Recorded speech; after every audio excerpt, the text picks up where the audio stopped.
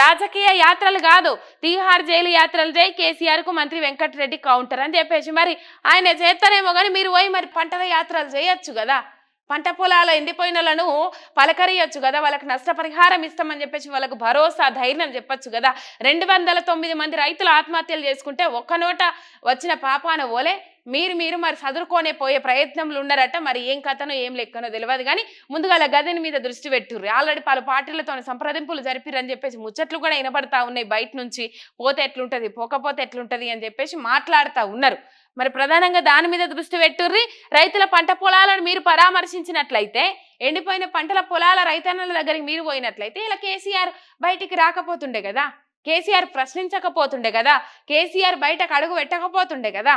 ఇలా రైతుల ఆత్మహత్యలు చూడలేక ఎండిపోయిన పంటలను చూసి కన్నీళ్లు వచ్చిన పరిస్థితి కనబడే ఇక్కడ బయటకు వచ్చిండు కదా, ప్రశ్నించేందుకు ముందటికి వైరు కదా.